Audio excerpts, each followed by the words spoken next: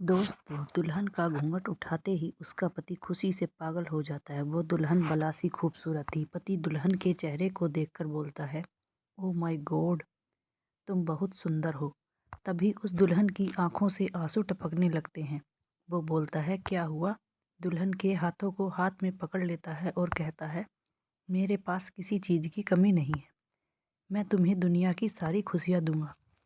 तभी वह लड़की कहती है कि आज की रात तुम मुझे जितनी खुशियाँ देना चाहते हो दे दो, मुझसे जो भी लेना चाहते हो ले लो। आपका मुझ पर पूरा हक है, पर कल सुबह मेरी लाश को मेरे मायके पहुंचवा देना।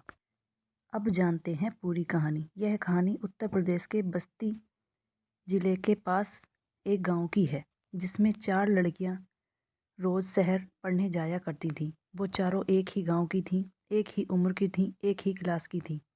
गांव से शहर का रास्ता 20 किलोमीटर का था। रास्ते में एक नदी भी पड़ती थी।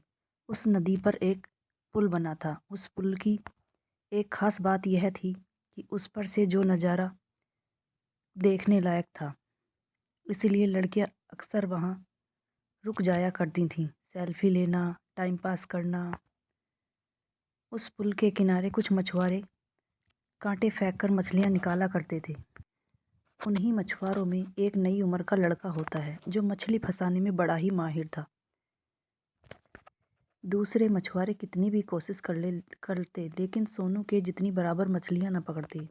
हाँ जी, उसका लड़के का नाम था सोनू निसार। उसके जाल में ना जाने कौन सी कला थी, वह सबसे ज़्यादा ही मछलियां फंसाता था। दोस्तों, उन चारों लड़कियों में से एक लड़की का नाम था सीमा सिंह।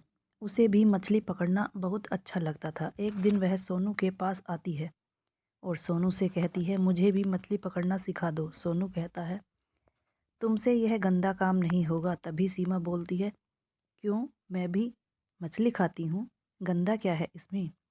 सोनू कहता है, ठीक है, खड़ी हो जाओ, जब मछली फंसेगी मैं तुम्हें बताऊंगा। कुछ देर बाद एक मछली उसके कांटे में फंस जाती है। सोनू उस मछली को देखते ही आवाज़ लगाता है, मछली फंस गई, मछली फंस गई, आ जाओ आ जाओ। अरे खींचो खींचो। सीमा खींचने लगती है। मछली थोड़ी बड़ी थी। सीमा अपनी तरफ जोर लगाती है, मछली अपनी तरफ जोर लगाती है। सीमा को लगा शायद वह नहीं खींच पाएगी, तो सोनू से कहती है, अरे सोनू, तुम भी रस्सी खींचो, नहीं तो तुम्हारी मछली भाग जाएगी। दोनों मिलकर मछली निकाल लेते हैं। सीमा को मछली निकालते समय बहुत मज़ा आता है और फिर वो चारों लड़कियां अपने घर चली जाती हैं। पर सोनू उसके ख्यालों में खो जाता है, क्योंकि मछली निकालते वक्त कभी सीमा का हाथ सोनू के हाथों में, तो कभी सोनू का हाथ सीमा के हाथों में से टकराते हैं। शाम हो जाती है। सोनू भी घर जाता है और सोनू सीमा के बारे में ही सोचता रहता है। ऐसे ही अगली सुबह सुबह ही सोनू जाल व कांटे लेकर नदी पर पहुंच जाता है। जब वो चारों लड़कियां पढ़ने जाती है तो सीमा सोनू से बोलती है, अरे तुम सुबह सुबह आ गए, अभी तो कोई नहीं है। सोनू बोलता है, हाँ मैं आ गया। सीमा बोली, मैं आती हूँ, शाम को फिर से मछलियाँ पकड़ूंगी, लेकिन तुम जाना मत। सोनू बोला, ठीक है, नहीं जाऊँगा। तो शाम को स्कूल से लौटते वक्त सीमा व उसकी सहेलियाँ नदी के किनारे मछुआरों के पास आ जाती हैं। सोनू ने तो पहले से ही मछली फंसा रखी थी, वह तो बस सीमा का ही इंतज़ार कर रहा था। सोनू बोला सीमा से, देखो जाल में मछली फंसी है, अभी अभी ही फंसी है। सीमा और सोनू ने साथ डोरी पकड़ी और कई सारी मछलियाँ निकाली। मछलियाँ निकालते समय सोनू कभी सीमा के हाथ को टच करता और कभी उसके बालों को टच करता। सोनू तो सीमा के प्यार में जैसे डूब ही गया। पर शाम को सीमा से जाते वक्त बोलता है, तुम ये मछलियाँ अपने घर ले जाओ। सीमा कहती है, अरे नहीं। सोनू कहता है, तुमने ही निकाली है, ले जाओ। सीमा बोली, मैं रास्ते में मछलियाँ लेती फिरूंगी, मेरी नाक कटवाओगे क्या? एक लड़की बोलती है, इतना ही शौक है मछली देने का तो मछली भून कर खिला दो। ऐसा कहकर वह अपने घर चली जाती हैं। अगले दिन 3 बजे फिर से वो चारों लड़कियां सोनू के पास आती हैं, तो सोनू भुनी हुई मछलियां लड़कियों को खाने को देता है। लड़कियां बोली, हमने तो मजाक किया था, तुम तो वाकई में मछली भून दिए हो यार, हम ऐसी मछलियाँ खाते फिरेंगे क्या रास्ते में? सीमा कहती है, खा लेते हैं यार, भूख भी लगी है। वे सभी लड़कियां व सोनू पुल के नीचे जाते हैं और मछलियाँ खाते हैं। मछलियाँ खाते खाते हंसी मजाक की बातें भी करते हैं। फिर वह लड़कियां घर जाने लगती हैं, लेकिन एक लड़की सीमा को छेड़ने लगती है कि यार सीमा, तेरे लिए मछली भून कर लाया, कितना अच्छा लड़का है। सीमा गुस्सा करने लगती है, मैं तो खा भी नहीं रही थी, तुम्हारे कहने से ही खाने के लिए बोला, फिर मैंने खा ली। ठीक है, गुस्सा क्यों करती है? पर लड़का बहुत अच्छा है, तेरे लिए ही मछली रखा था। दोस्तों कहते हैं, पहला प्यार किसी से भी हो जाता है। सीमा की दोस्तों ने सीमा से मजाक किया था, पर सीमा ने उसे सीरियस ले लिया। सीमा भी सोनू के बारे में सोचने लगी। उसे भी सोनू के प्यार का एहसास होने लगा। फिर अगले दिन स्कूल जाते टाइम रोज की तरह सोनू वहाँ पहले से ही खड़ा था। सीमा सोनू की तरफ देखकर मुस्कुराती है और कहती है, शाम को मिलती हूँ, कहीं जाना मत सोनू। सीमा फिर शाम को नदी किनारे जाती है और सोनू से कहती है, समोसे खाओगे? समोसे लाई हूँ तुम्हारे लिए। सोनू बोला, मेरे लिए क्यों लाई हो? फिर सोनू व सीमा पुल के नीचे जाकर समोसा खाने लगे। खाते खाते सीमा बोली, तुमने भी तो हमें मछलियाँ खिलाई थी, हमने तुमको समोसा खिलाया है। सोनू बोला, मैंने तो मछली पकड़ना भी सिखाया था, तुम क्या सिखाओगी मुझे? सीमा बोली, मैं क्या सिखाऊंगी, मैं तो पढ़ाई करती हूँ, पढ़ लो हमसे। सोनू बोला, मैं भी पढ़ा लिखा हूँ, मैंने बीए फार्मा कर रखा है लखनऊ से, अभी अभी मेरी पढ़ाई पूरी हुई है। सीमा हैरान रह जाती है और बोलती है, फिर तुम मछलियाँ क्यों पकड़ते हो? सोनू बोला, मेरी मम्मी की तबीयत खराब है, डॉक्टर ने बोला है मछली खिलाया करो, इसलिए मछली पकड़ता हूँ, और हमारा पेशा भी यही है। बस कुछ ही मुलाकातों में सीमा और सोनू एक दूसरे को चाहने लगे, एक दूसरे का नंबर ले लिया और अब उनकी बातें शुरू हो गईं और उन्होंने अकेला मिलना भी शुरू कर दिया। कहते हैं दोस्तों, प्यार छुपाए से नहीं छुपता। किसी तरह से सीमा के घर वालों को पता चल जाता है। सीमा के परिवार वाले बहुत ही दबंग किस्म के लोग थे। एक दिन सीमा के परिवार वाले पुल पर पहुंचते हैं और सोनू पर लात घूंसों की बौछार कर देते हैं। वो समझ नहीं पाता मुझे लोग क्यों मार रहे हैं। उनमें से एक आदमी ने कहा, ज़्यादा इश्कबाजी की तो मारकर नदी में फेंक देंगे, किसी को पता भी नहीं चलेगा। अभी तुम जानते नहीं हम लोगों के बारे में। सोनू पुल पर आना छोड़ देता है, पर जो हाल सोनू का था वही सीमा का भी था। दोनों ना मिलते तो बहुत ही बेचैन होते। कई दिन बीत गए, अब सोनू का डर थोड़ा कम हो गया। दोनों की फ़ोन पर बात होती है और पुल के नीचे फिर से मिलने पहुंच जाते हैं। तभी सीमा के घर वाले सीमा के पीछे पीछे पुल पर पहुंच जाते हैं और सोनू को इतना पीटते हैं कि वह किसी तरीके से उनके हाथों से छूटकर जान बचाने के लिए नदी में कूद जाता है।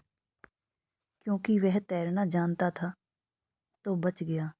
फिर सीमा और सोनू ने शादी करने की ठान ली और एक दिन दोनों ने एक मंदिर में जाकर शादी कर ली। साथ में जीने मरने की कस्में खा लेते हैं। पर सीमा घर आ गई। उसे तलाश थी किसी मौके की कि वह कुछ पैसे और कपड़े लेकर भाग जाएगी। पर परिवार वालों को सीमा की हरकतों को उन्होंने भाप लिया था कि सीमा उस लड़के से मिले बिगड़ नहीं रहेगी। तो सीमा के घर वालों ने सोनू को झूठे केस में पकड़वा दिया। सोनू जेल चला गया और उन्होंने सीमा की शादी पंकज नाम के लड़के से कर दी। सीमा की बिना मर्जी से शादी होती है और सीमा ससुराल जाती है। उसके बाद सुहाग रात पर अपने पति से सारी बातें बताती है। इस पर पति गुस्से से कहता है कि तुम्हारी हिम्मत कैसे हुई कि मैं मर जाऊंगी? मैं तुम्हें मरने नहीं दूंगा, क्योंकि हम इतना खर्चा करके शादी करके तुम्हें लाए हैं। तुम सोच भी कैसे सकती हो कि इतनी आसानी से तुमको मरने देंगे? तुमने जो भी किया उससे मुझे कोई मतलब नहीं, पर अब तुम मेरी हो। और हाँ, अगर तुम ऐसे नहीं रहोगी तो फिर कैसे भी करके रखेंगे। पर तुम्हें मेरे पास ही रहना पड़ेगा। सीमा बोली, तुम जो भी कर लो आज मेरे साथ, पर तुम कभी ना कभी तो मुझे अकेला छोड़ोगे, तभी मैं अपनी जान दे दूंगी। तो पंकज गुस्से से कमरे के बाहर चला जाता है, क्योंकि उसकी पत्नी के आशिक के बारे में उसकी बातें बर्दाश्त न हुई। तभी सोनू की आवाज़ सीमा के कानों में पड़ती है। सीमा सीमा भागकर कमरे से बाहर जाती है। सीमा सोनू को देखती रह जाती है। उसे लग रहा था यह सपना तो नहीं। वह कभी सोनू को तो कभी पंकज को देखती है। तभी पंकज कहता है, लो तुम्हारा सोनू आ गया। फिर सीमा सोनू के गले से लिपट जाती है। तभी पंकज खुशी से ताली बजाने लगता है। ताली की आवाज़ सुनकर कुछ मेहमान भी कमरे में आ जाते हैं।